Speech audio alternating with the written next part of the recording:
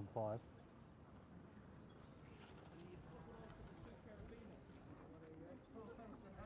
It'll show who knows how to put raise a flag.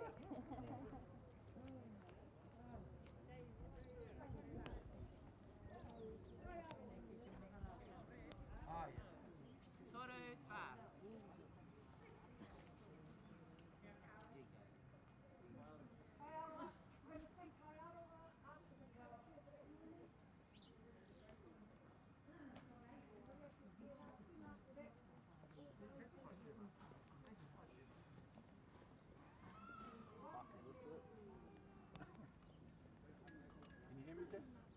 Can you hear me? Can you hear what Jay's saying? No. Can you hear me? Can you hear my feed?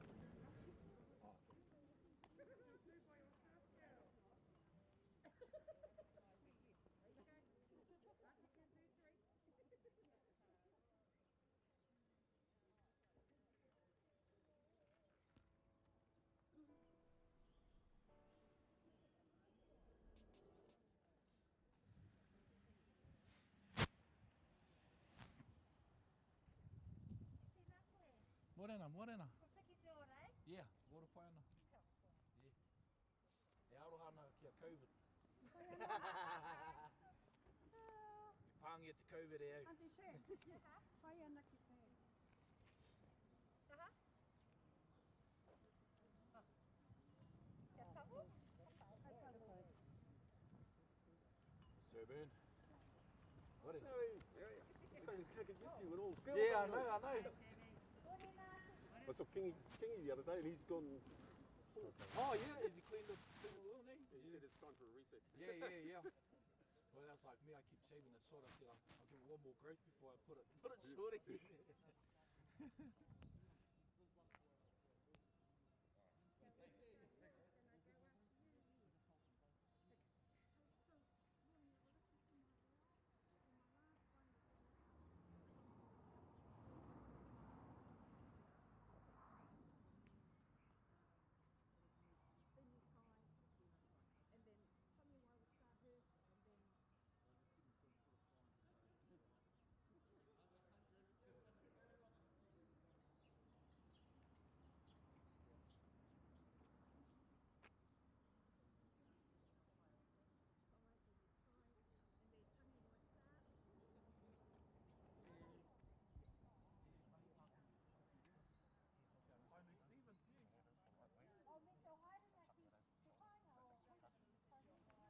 Yeah. Oh, couple by north there. Yeah, behind.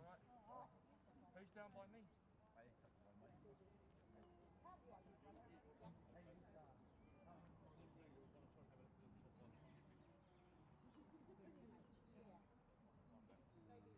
I'm just going to call it now.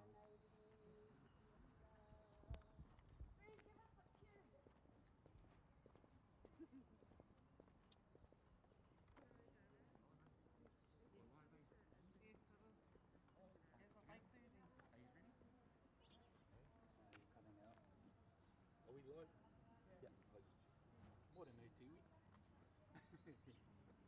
Kau te kohono mai nei. That's all we need. Taki waka tō me hena kia koutou.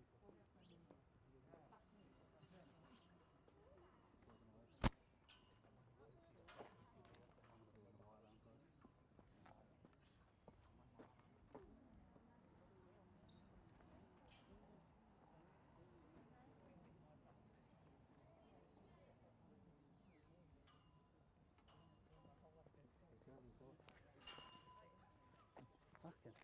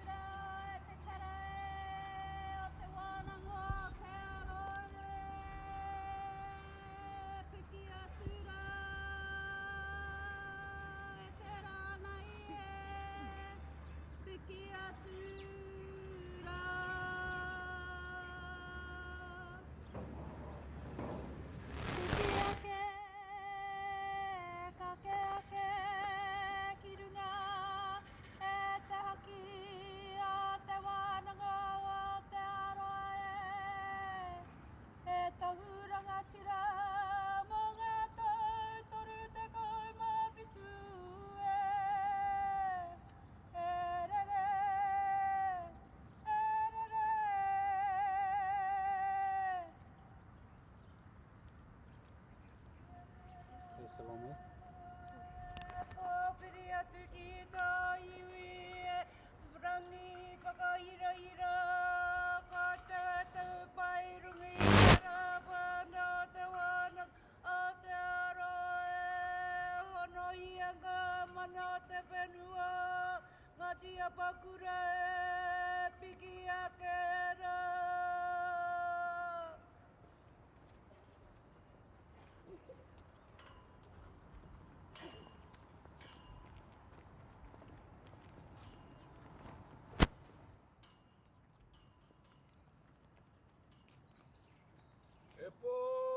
E pō, ruru kau peho whakawhero e te manuhuna tāne I te hina pauri, te kā hiwa o ngā tupu atu a pō waiho kia haere ana.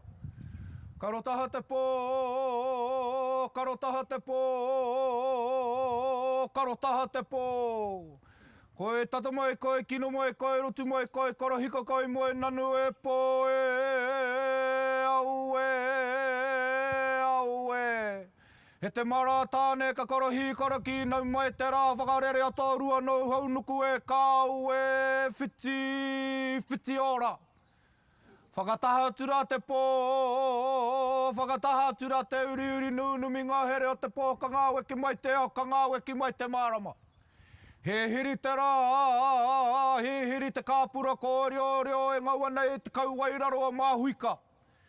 E tāne karawhio mai te toki ātahua ki rangi kia tā kirikiri mai te āpara, pau te ao, pau te marama, pau te ara whānui, te wehinga o rangi nui o nuku tūhi. Wero, tau mai te awa te haumi hui taiki Ka taki nā taku manoora, he manoora kia rangi nui e tū nei, he manoora kia papa e takoto nei, he manoora kia o tāwhao, he manoora kia apukura, he manoora ki te kei, he manoora ki te wainga, he manoora ki te ihu, he manoora ki te wānanga o te aroa nei Kei te wānanga te pō, kei te wānanga te ao. Kaupare atu ngā kino o te wā, kaupare atu ngā pokai o te wā, kia whakamau ki uta, kia whakamau ki tai, kia whakamua, tūturu whakamaua kia tīna. Haumi hui taiki Ko te arahau tēnei, kia toka te manoa te rangi e tū nei, kia toka, kia mahaki marire ki tēnei whānau, ki tēnei wānanga nei Pikitia ngā pātua te rangi e tohu ana koe, ko te whiwhinga, ko te rauenga, toka anu, toka hea, rino hea, tohu iwi mai re, tohu e kore e tae te titiro. He ko tuku te manu e kore e rau e te ko ira, he kura tā kai puni te manu I tūria, pātiki a puone, tamu hea ke waiho ana, hei tohu aroha nei Turuturu a uta, turuturu a tai, tūturu whakamaua kia tīna. Haumi hui taiki Tēnā koutou. Ora tātou.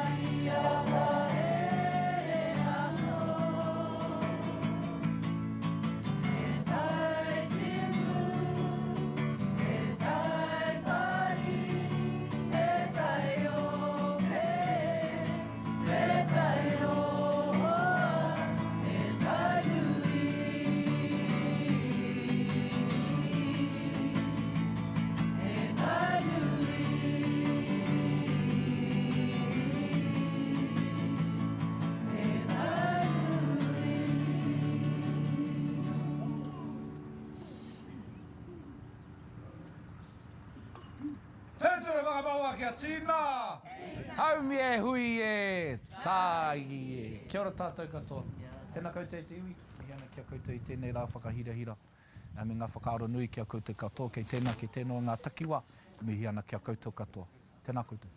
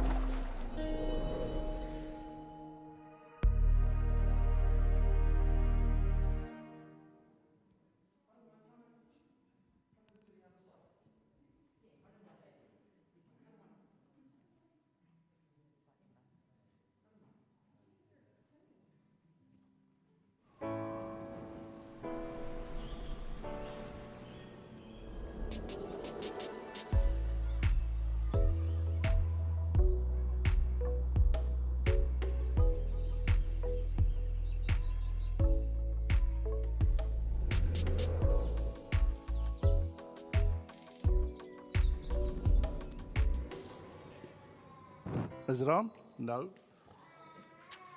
Brendan.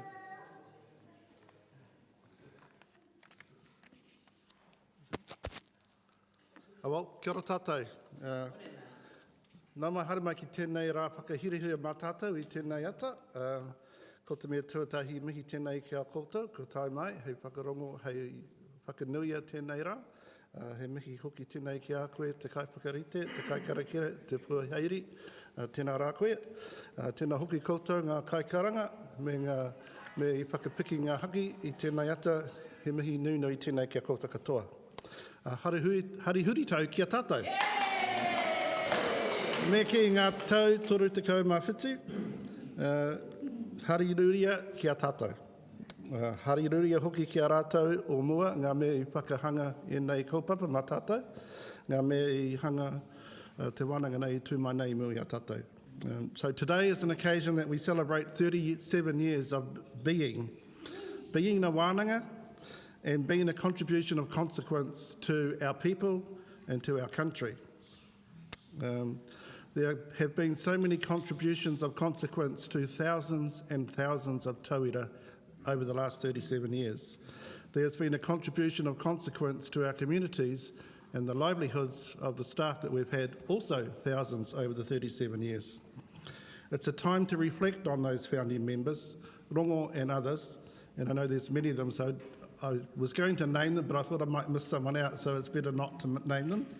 But I just want to acknowledge that we've got Nana Tahi here, who is the wife of one of the founding members, Matua Boy Mangu. Nō reira, tēnā koe te whaia.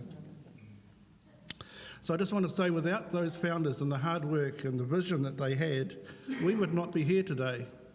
And we wouldn't have been able, those of us today and those in the past, to have made those contributions of consequence without their foresight, their determination, and the struggles and challenges that they had 37 years ago. So we've had struggles ourselves, and as you know, probably the worst struggle we've had in our 37-year history is the Crown intervention around 2005, 2006. And the tragedy at that time was the loss of over 300 staff. And I can't imagine just what a tragedy that was for those of you that are still here. I would have hated, as I said last week at One Karakia, to have been a CE at that time to have made those decisions. And I know it was very tough for Bentham. It was tough for him, and it was tough for the people and the families of those 300 plus people that had to leave our space. So we're going to have challenges in the future. We've had challenges in the past, and although it's painful, it's the way of the world, it's the way of the tertiary sector, but we will survive. We've proven that so many, many times. We have just completed a 4-year journey of a struggle, a slog, to try and improve some of the things that were raised at the EER visit that we had in 2017. And because of the dedication, the passion and the kaupapa of this place, we've survived that, what should I say, dark years, and we came out of it just a few weeks ago with a glowing report as a summary from the panel. So I just want to acknowledge that although we've been through hard times, there's always light at the end of the tunnel, no matter how far that light might be when you're in the midst of that darkness or in the midst of that tunnel. Our resilience is a strong force, and it is our kaupapa that makes us resilient. It is about our purpose, it's about our values, it's about our belief and our passion, so we will endure. I have no doubt about that. Our kaupapa and the values are the glue that bind us together. The values and the kaupapa are what motivate us and drive us to reach our overarching goal, which is, of course, tauira success. We also have many things to celebrate, and we need to celebrate them often, even the small things. Every year we see graduates in the hundreds of, I was going to say not hundreds of thousands, but thousands. The last probably 5 years or more, it's been around 30,000 students enrolled each year, and I think about 70 to 80%, Shireen can correct me if I'm wrong, that actually graduate. So there's thousands of students. And, you know, I've been to many of those graduations, and I can honestly say that at those graduations I still get very moved by those students, no matter what the level of their tohu. When they graduate, you see the pride, the joy that they experience, and we feel it too. So that's one of the other drivers why we're here. No reira, so just, you know, reflect, celebrate the day, just think about all of those people that have worked with us, that have gone, and how many always come back. Karen, where are you? I'm sure you'll be back one day, along with Ben, one day. But look, he mihi nui tēnei kia koutou katoa, nō reira, kua mutu no iho aku kōrero mo tēnei wā. Tēnā koutou, kia ora mai tātou katoa.